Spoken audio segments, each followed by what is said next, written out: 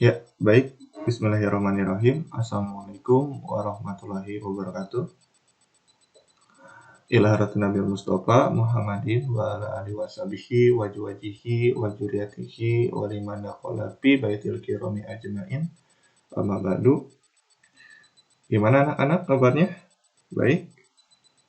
Ya, alhamdulillah ya, kalau dalam keadaan baik, kalau keadaan itu sehat walafiat, walaupun kita hanya bisa bertatap virtual gitu ya. Oke, sebelum memulai pelajaran seperti biasa gitu ya. Kemarin ngajinya udah sampai mana? Al-An'am ayat ke 43 ya. Oke. Kita lanjut ngajinya dulu sebelum memulai pelajaran gitu ya. A'udzu billahi minasyaitonir rajim. Bismillahirrahmanirrahim. Walaula idh ja'ahum ba'suna tadarra'u walakin qasat qulubuhum wa zayyana lahumus syaitanu ma kanu ya'malun. Falamma nasu ma zukiru bihi fatahna alaihim abwaba kulli syai'in hatta iza farihu bima utu akhaznahum baghtatan fa iza hum mublisun. Faqutia dabirul qaumil ladzina zalamu walhamdulillahi rabbil alamin. Shadaqallahul aliyyul adzim. Baik, alhamdulillah ya, semoga dengan dibacakannya ayat suci Al-Qur'an ini kita bisa mendapat keberkahan gitu ya dan intisari ilmu yang sama-sama kita harapkan pada hari ini. Kayak gitu ya. Baik, seperti biasa gitu ya, Bapak mengingatkan dan tidak bosan-bosannya lupa gitu ya. Tidak bosan-bosannya lupa, maksudnya tidak bosan-bosan untuk mengingatkan supaya tidak lupa kayak gitu ya. Untuk mengisi presensi terlebih dahulu gitu ya. Kadang-kadang juga ada yang WA Bapak, saya belum presensi gimana ya? Nah, sekarang presensi gitu ya. Oke, Pak, misalkan saya nggak punya aplikasi ini untuk scan, padahal ada kan lain ya.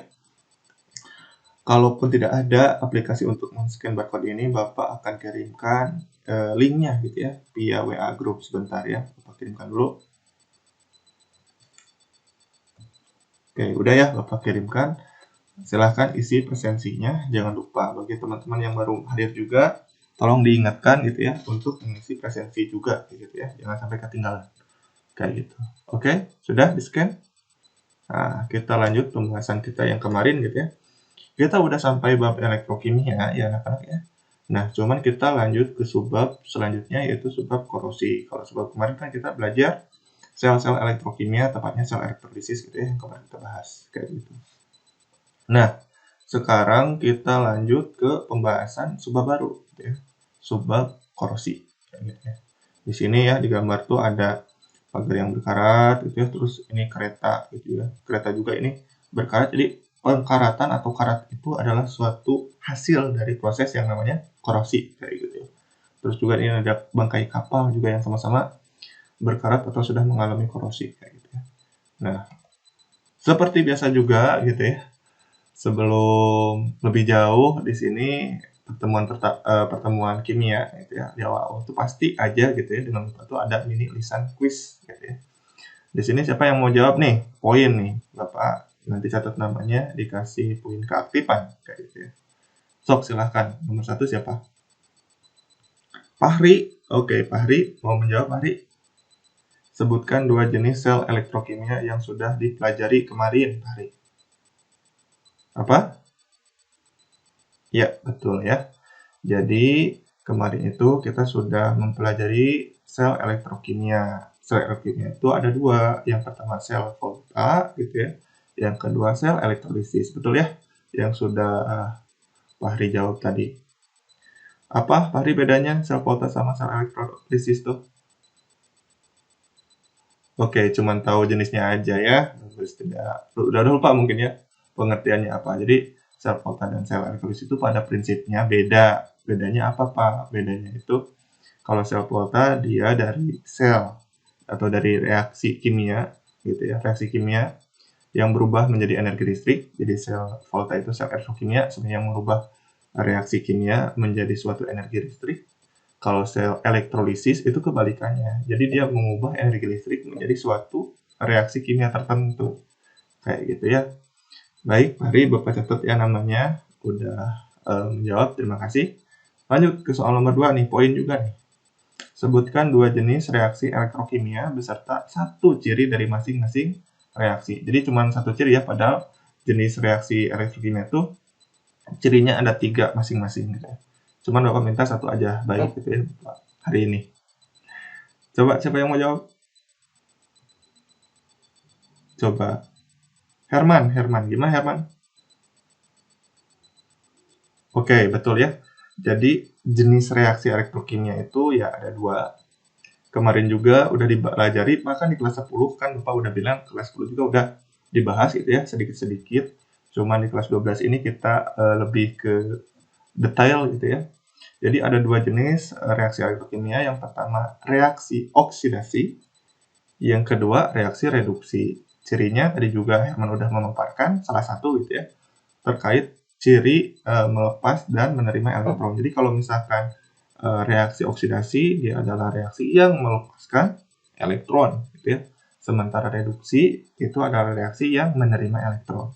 Dan keduanya itu eksis, keduanya itu hadir gitu ya di dalam suatu reaksi elektrokimia gitu ya. Kalau digabung reaksi reduksi oksidasi itu menjadi reaksi redoks gitu ya. Kadang-kadang ada yang menyebutkannya sekaligus kayak gitu. Jadi reduksi oksidasi digabung jadi redoks gitu ya. Betul ya. Terima kasih Herman. Yang ketiga, sebutkan benda yang mungkin mengalami korosi. Coba siapa yang ingin menjawab? Momo, coba Momo. Gimana Mo? Ya, betul ya. Jadi tadi juga ada gambarnya gitu ya, pagar gitu ya. Terus lokomotif gitu ya, atau kereta api, terus kapal gitu ya. Nah, Bapak mungkin akan sedikit melengkapi gitu ya, mengeneralisasi tepatnya. Benda yang mungkin mengalami korosi itu adalah benda-benda yang terbuat dari logam atau paduan logam gitu ya. Tadi pagar besi, nggak mungkin pagar kayu korosi gitu ya. Jadi intinya tuh benda-benda yang terbuat dari logam atau paduan logam itu kemungkinan bisa mengalami proses korosi atau pengkaratan. Katanya korosi itu bahasa Indonesianya pengkaratan. Gitu. Jadi proses yang menghasilkan karat kayak gitu, oke? Paham ya? Nah, tadi Momo, Herman, sama Fahri ya sudah menjawab. Bapak kasih poin. Terima kasih karena sudah mau menjawab di mini lisan kuis kita kayak gitu ya. Lanjut. Nah, di sini sebelum kita mempelajari korosi gitu ya, mengapa sih penting kita harus mempelajari korosi di mata pelajaran kimia ini gitu ya? Di sini ada berita gitu ya. Silahkan baca dulu. Oke, sudah dibaca ya? Nah, di dalam berita ini gitu ya, ternyata terjadi ledakan pipa bawah tanah gitu ya. Pipa gas bawah tanah yang ada di bawah Mall Margo City gitu ya. Si pipa itu malah meledak gitu ya. Nah, oleh petugas kepolisian gitu ya, dengan dasar dari data yang diterima dari Pusat Laboratorium Forensik gitu ya, menyebutkan bahwa ini bukan akibat kelalaian loh si pipa ini meledak, bukan juga akibat aktivitas listrik gitu, tapi ini akibat korosi. Ya. Korosi membuat pipanya itu rusak atau berkarat sehingga bocor gitu ya. Yang namanya pipa gas bocor itu bisa meledak karena tekanan pipa gas itu tinggi ya gitu ya. Kalau meledak tentu saja bisa merugikan gitu ya, merugikan Mall Margo City atau misalkan merugikan orang yang sedang melewat gitu ya. Bisa meledak kan bisa bahaya gitu ya, bisa terjadi korban jiwa juga. Nah, di sini mengapa sih kita harus mempelajari korosi? Karena korosi ini adalah sesuatu yang dapat merugikan negara gitu ya. Kalau dapat merugikan negara, mau tidak mau kita harus tahu cara pencegahannya kayak gitu ya. Jadi penting kita mengetahui cara mencegah korosi itu kayak gimana. Kayak gimana sih langkah supaya kita tahu cara mencegah korosi? Ya dengan cara mempelajarinya di mata pelajaran kimia gitu ya. Ya siapa tahu aja gitu ya, setelah mempelajari ilmu kimia gitu ya, ada anak-anak atau misalkan ada dari kalian yang ingin menjadi seorang engineer gitu ya, teknik kimia gitu ya, dimanapun nanti kuliahnya gitu ya. Nah, dapat dasar dari mata pelajaran kimia yang akan Bapak bawakan sekarang kayak gitu ya. Poin intinya nantinya diharapkan ya menebar kebermanfaatan kayak gitu ya. Mencegah pipa bocor itu kan menyelamatkan jiwa gitu ya dari suatu kecelakaan gitu ya. Nggak juga pipa bocor, misalkan jembatan kan terbuat dari besi ya. Ada orang-orang yang profesinya itu merawat gitu ya, merawat kesehatan dari jembatan gitu ya, sehingga kan jembatan bisa dilalui gitu ya oleh dai gitu ya, oleh pendakwa atau misalkan orang-orang yang ingin bekerja, kan itu juga ada poin gitu ya, poin kebermanfaatannya gitu ya. Ingat, kita mempelajari ilmu itu untuk fastabiqul khairat, berlomba-lomba dalam kebaikan gitu ya. Nah, dan kalau segi materi atau misalnya duniawi itu gajinya juga lumayan gitu, orang-orang yang merawat pipa atau besi dari karat itu kayak gitu ya. Cukup dihargai kayak gitu ya. Jadi poin utamanya tetap aja dengan mempelajari korosi lewat mata pelajaran kimia, harapan Bapak ya, kalian semua menjadi agen-agen yang dapat menebar kebermanfaatan gitu ya. Amin kayak gitu ya. Oke, penting sekali kita mempelajari korosi. Gitu.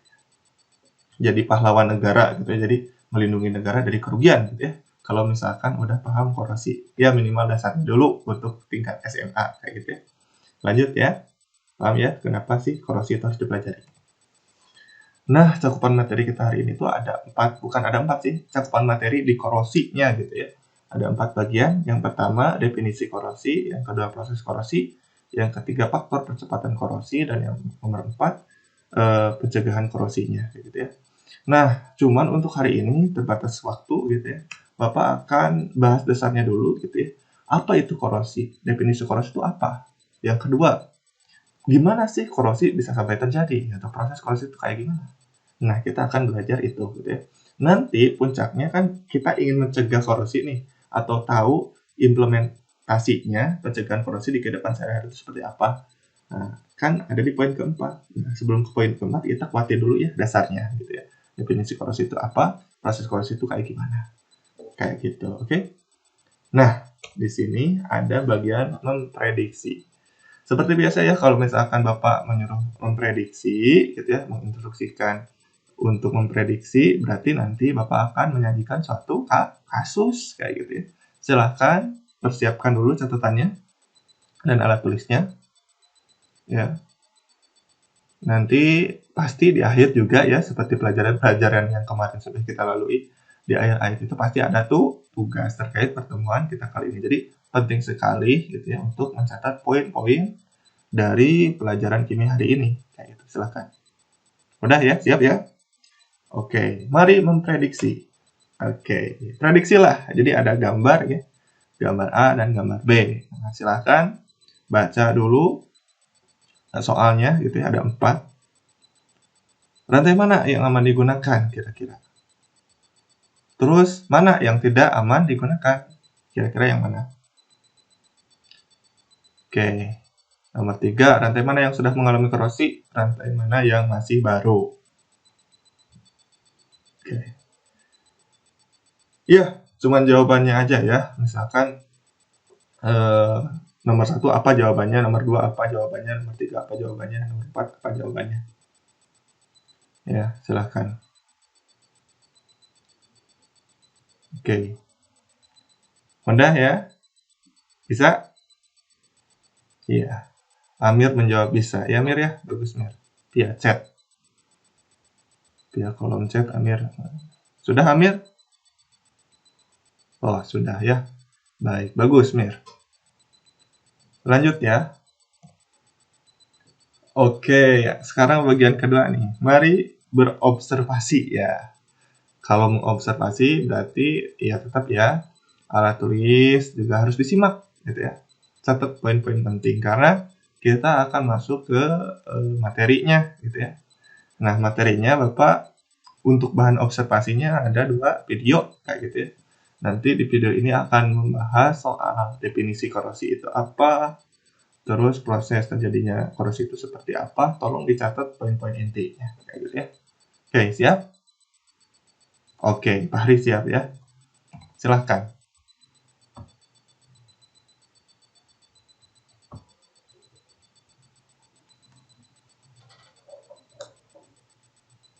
Halo teman-teman, perkenalkan nama saya Dadang Ramadan. Pada bagian ini, kita akan belajar bersama-sama mengenai definisi Ini korosi. video waktu Bapak kuliah gitu ya. Namun sebelum itu, apakah teman-teman pernah Membuat media melihat pembelajaran. besi yang berkarat seperti berikut ini?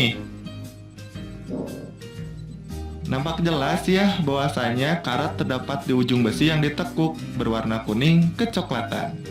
Sekarang, apakah teman-teman pernah melihat seseorang yang sedang melakukan pengecatan pagar seperti berikut ini? Wah, yang semangat kak ya ngecat pagarnya. Oke. Teman-teman, besi yang berkarat mengindikasikan adanya peristiwa korosi. Sementara, proses pengecatan pagar merupakan salah satu upaya pencegahan korosi.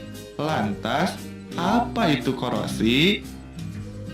Korosi merupakan proses elektrokimia. Pada proses ini, logam menjadi komponen yang dioksidasi oleh oksigen pada keadaan yang lembab.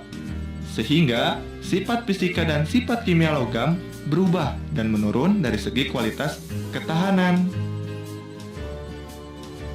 Perubahan sifat fisika logam ditandai dengan perubahan warna logam. Yang semula logam mengkilap setelah mengalami korosi, warna logam menjadi kusam dan akhirnya berwarna merah hingga kecoklatan, khususnya karat pada besi. Sedangkan perubahan sifat kimia logam ditandai dengan pembentukan oksida logam yang akrab kita sebut sebagai karat.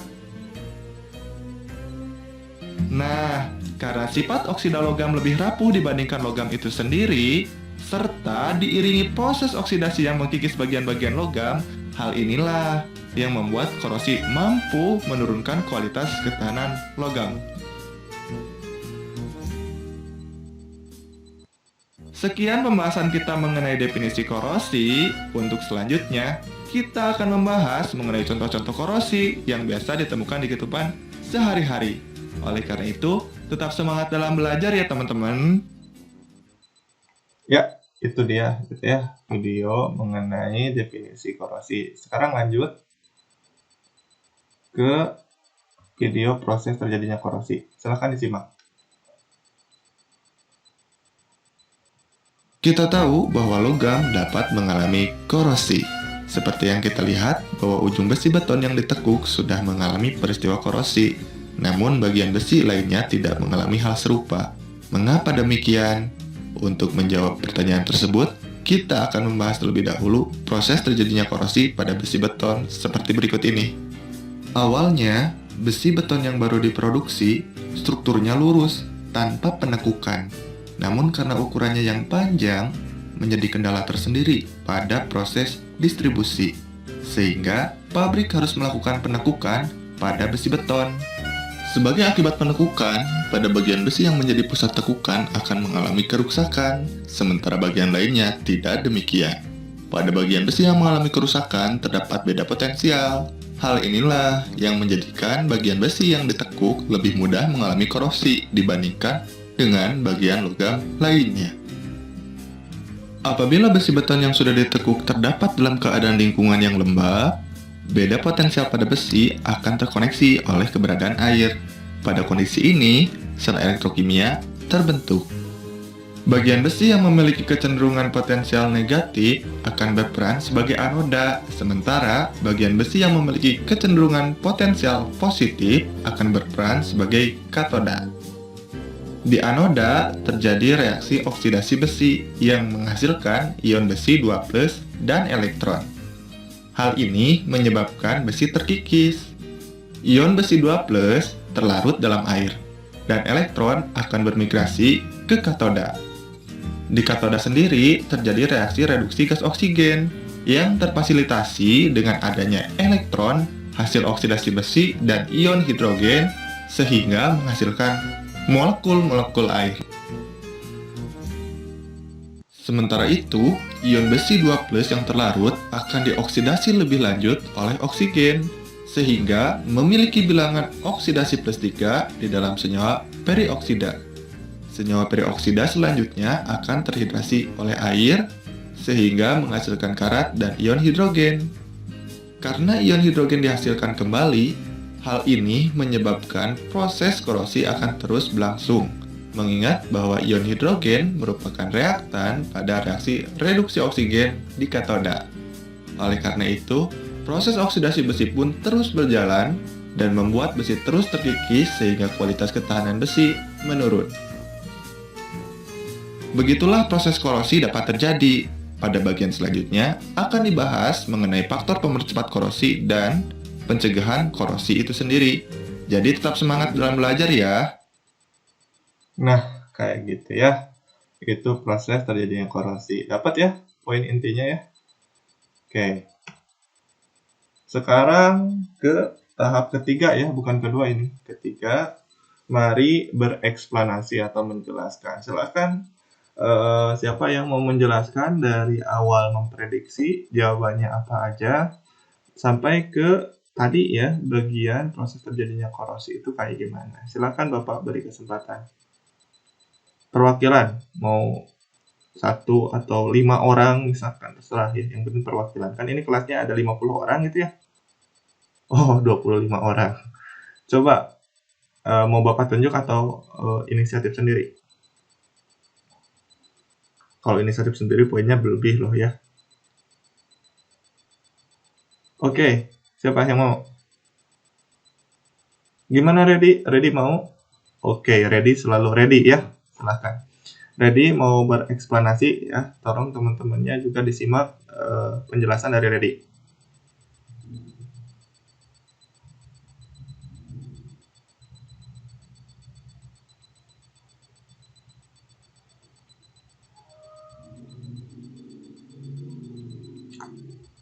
Ya, luar biasa sekali ya, walaupun tadi videonya diputar 1 kali ya, tapi tenang ya teman-teman ya, nanti Bapak kasih PPT-nya juga, di dalamnya ada videonya, nanti bisa diputar ulang gitu ya, untuk kebutuhan tugas kayak gitu ya.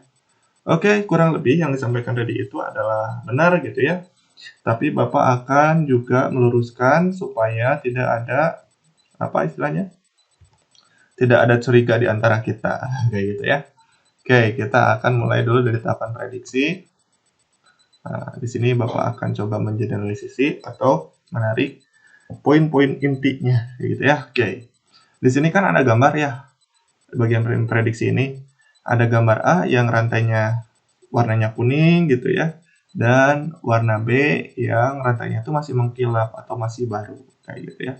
Di sini ada pertanyaan, rantai mana yang aman digunakan? Ya tentu saja rantai yang baru gitu ya, yang masih mengkilap. Berarti jawabannya itu B.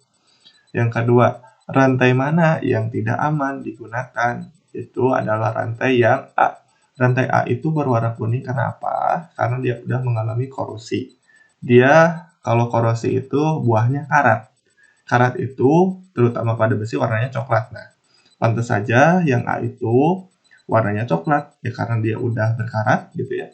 Dia udah mengalami korosi, dan biasanya logam yang udah mengalami korosi atau bahan yang udah mengalami korosi itu sifatnya itu agak apa ya, agak rapuh gitu ya. Jadi kurang aman untuk digunakan kayak gitu ya. Dapat ya poinnya nomor 1, nomor 2, nomor 3. Rantai mana yang sudah mengalami korosi tadi juga udah dijawab, berarti jawabannya A. Yang 4, rantai mana yang masih baru, yang B gitu ya. Jadi kalau dirunut jawabannya itu rantai mana yang aman berarti BA gitu ya. Nomor 2A, nomor 3A gitu ya. Nomor 4B. Gimana? Udah jawabannya itu benar. B, A, A, B. Sesuai? Oke, sesuai Pak ya. Terima kasih. Bagus ya, mantap. Lanjut ke bagian observasi. Mungkin kalau observasi Bapak akan rangkum gitu ya. Oke, ini ada tugas harian nanti dulu ya. Oke, Bapak akan rangkum dulu. Jadi ada 2 poin yang akan Bapak tekankan pada kalian gitu ya. Yang pertama, korosi itu adalah proses alami gitu ya. Cenderung merugikan karena apa? Yang awalnya logam itu kuat gitu ya, dia menjadi rapuh. Yang awalnya pipa itu dia kuat gitu ya, lama-lama terkikis akibat korosi, dia bisa jadi bocor menyebabkan ledakan. Nah, itu kan suatu proses alami gitu ya, tapi merugikan kayak gitu ya. Sehingga perlu dipelajari dalam ilmu kimia, utamanya bagaimana cara mencegah korosi yang nanti di pertemuan selanjutnya kita akan pelajari. Lalu core materinya ada di poin kedua. Korosi adalah korosi dalam ilmu kimia itu sejatinya adalah proses elektrokimia, gitu ya. Yang namanya proses elektrokimia pasti terdiri dari dua reaksi, gitu ya. Reaksi oksidasi dan reaksi reduksi. Siapa sih yang mengalami oksidasi, gitu ya? Yang mengalami oksidasi itu ternyata besi. Jadi besi itu dia akan berubah menjadi ion besi, ya. Kalau tadi prosesnya kan di video dalam logam besi, gitu ya. Nah, besi itu yang awalnya Fe, dia berubah menjadi Fe 2+, melepaskan elektron. Nah, itu kan suatu proses oksidasi, gitu ya. Nah, dalam peristiwa korosi, besi akan dioksidasi. Yang direduksinya siapa? Yang mengalami reaksi reduksinya siapa? Yaitu oksigen, gitu ya. Oksigen akan direduksi dia menjadi air, gitu. Nah, di sini hasil dari korosi logam adalah suatu karatan, gitu ya. Kalau karat besi itu beda dengan karat logam lainnya ya, tapi kita spesifik dulu aja ke dalam besinya, gitu ya. Karat, gitu ya. Kalau dari hasil korosi itu menghasilkan karat, karat itu kalau besi warnanya tadi, gitu ya, kecoklatan, kuning kecoklatan, merah kecoklatan, gitu ya. Dan gimana sih rumus kimia dari karat besi? Ini nih, Fe2O3X H2O, kayak gitu ya. Peristiwa korosi gitu ya dapat menurunkan kualitas dari suatu logam. Kenapa? Karena begitu terbentuk karat gitu ya, logam besinya itu akan terkikis secara bertahap gitu ya dan continuous selama logam itu masih ada. Misalkan Fe gitu ya. Coba kita lihat cuplikan materinya. Oke, kita lihat dulu. Memiliki kecenderungan terkikis. Nah, Ion besi 2+. Di sini nih. Selama yang hitam-hitam ini ada gitu ya. Nah, logamnya itu masih ada, korosi itu pasti akan terus terjadi. Gitu ya.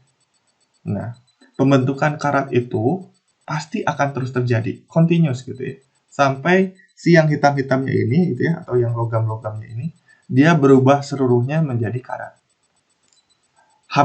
Sampai habis logamnya, korosi itu ya tidak akan berhenti gitu ya, selama masih ada logamnya. Kayak gitu ya. Nah, jadi kesimpulannya seperti itu. Korosi itu adalah proses elektrokimia di mana ada yang dioksidasi yaitu besi atau logam dan yang direduksi yaitu oksigen dalam keadaan yang lembab tentunya. Terus hasil dari korosi itu adalah suatu pengkaratan gitu ya. Ya karat besi ya karat besi, kalau korosinya dalam besi ya karat besi, kalau korosinya dalam kuningan ya karat kuningan gitu ya, beda. Nah, di sini kalau misalkan karat besi rumusnya adalah Fe2O3X H2O atau hidratnya gitu ya. Lalu kemudian peristiwa korosi dapat menentukan kualitas dari suatu logam ya karena terjadi pengikisan gas. Oke, kayak gitu ya. Ada yang ingin tanyakan dulu? Tidak ada atau tidak paham? Oh, alhamdulillah ya kalau paham. Nah, seperti biasa gitu ya. Ada tugas harian, silahkan scan lagi barcode-nya. Nanti Bapak sediakan soal-soal atau ya seperti biasa lah di pertemuan kemarin juga ada ya tugas-tugas harian yang harus dikerjakan secara daring juga via Google Chrome, quiz Google Form gitu ya. Nah, silahkan. Lagi-lagi Bapak tidak punya ini ya alat men-scan-nya, oke, Bapak kasih gitu ya link untuk mengisinya sebentar via WA ya. Nah, udah. Silahkan. Udah, bila perlu screenshot atau nanti Bapak kasih. Maksimalnya kapan, Pak? Maksimalnya berarti sekarang hari Jumat ya. Maksimalnya hari Rabu sudah beres ya. Nanti Bapak tutup hari Rabu, masuk ke penilaian Bapak kayak gitu ya. Oke? Karena tidak ada lagi yang ditanyakan. Ada yang ditanyakan dulu nggak terkait materi ini? Nanti atuh ya, uprakma masih lama. Nanti Bapak umumkan ya. Oke, kalau tidak ada lagi, Bapak ucapkan terima kasih gitu ya. Semoga dengan ilmu yang kita pelajari, untuk kalian menambah wawasan kalian, dan intinya apa? Kalian dapat kebermanfaatan dan bisa menebar kebermanfaatan juga kayak gitu ya. Bapak tutup. Kalau tidak ada pertanyaan, jangan lupa tugasnya kayak gitu ya. Dikumpulkan juga baca-baca itu ya, kan dikasih buku juga atau dari internet kan sekarang sudah banyak sumbernya ya. Coba baca faktor apa saja sih yang bisa menyebabkan korosi gitu ya. Terus gimana sih pencegahan korosi yang biasanya ditemukan dalam kehidupan sehari-hari, nanti kita akan bahas di pertemuan selanjutnya gitu ya. Baik, Bapak tutup. Hadanallahu wa iyyakum. Wassalamualaikum warahmatullahi wabarakatuh. Dadah, jaga-jaga kesehatan ya. Oke. Bapak tutup ya. Zoom.